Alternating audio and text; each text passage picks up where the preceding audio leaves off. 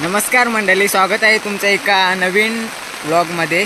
तर आत्ता मी आहे ना इकडे दुर्वा काढायला आलो होतो शेतामध्ये। या दुर्वा काढलाय आता घरी जातोय, कारण आता गणपतीची पूजा करायची आहे आणि गणपतीच्या पूजेला आपल्या गणपतीला कसं दुर्वा जास्त प्रिय आहे, त्याच्यामुळे गणपतीला दुर्वा वाहतात, दुर्वा फुले, जास्वंदीचं फूल वगैरे।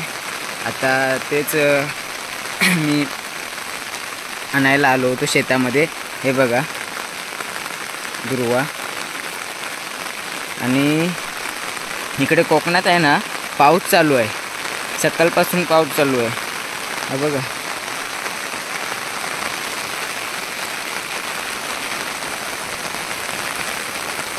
तर आता जाऊया आणि आज पूजा मी करणार आहे, तर दाखवतो तुम्हाला पुढे।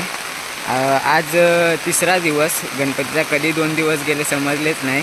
तर आमच्याकडे आहे ना गणपती आणतात त्या दिवसापासून एकत्र मिळून आम्ही सर्व आरती वगैरे करतो। आणि आता गौरी येतील ना त्या दिवशी प्रत्येक घरात नाचतो, पण ह्या वर्षी काय माहीत नाही, सांगू शकत नाही। तर बघूया पुढं बघत।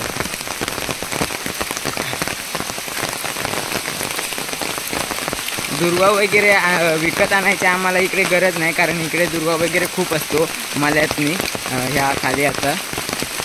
आणि तिकडे अजून खाली गेलात ना तर खूपच दुर्वा आहे।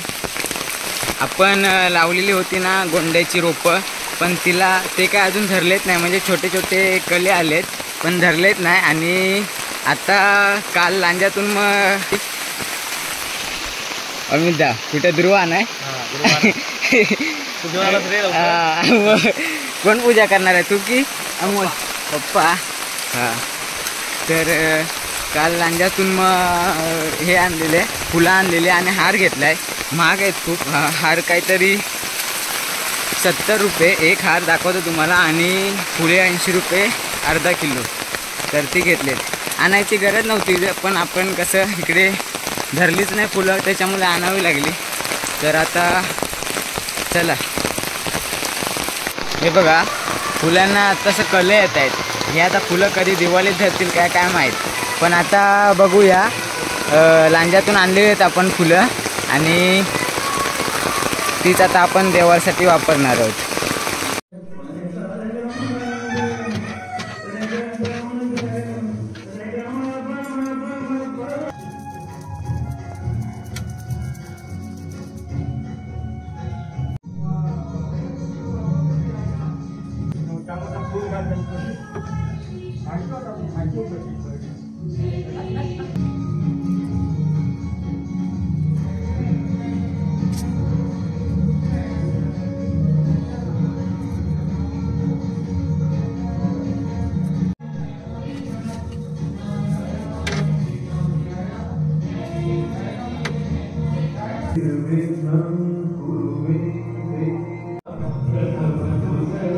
पाणी फुलान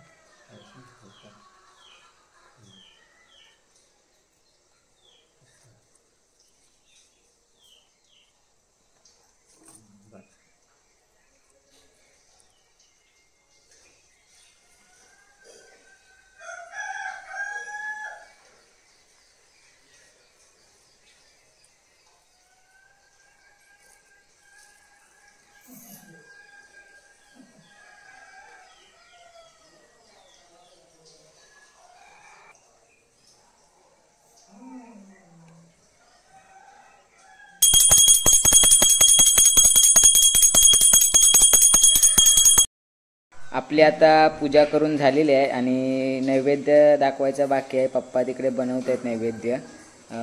तर आता नैवेद्य पण थोड्या टायमाने दाखवून घेऊया.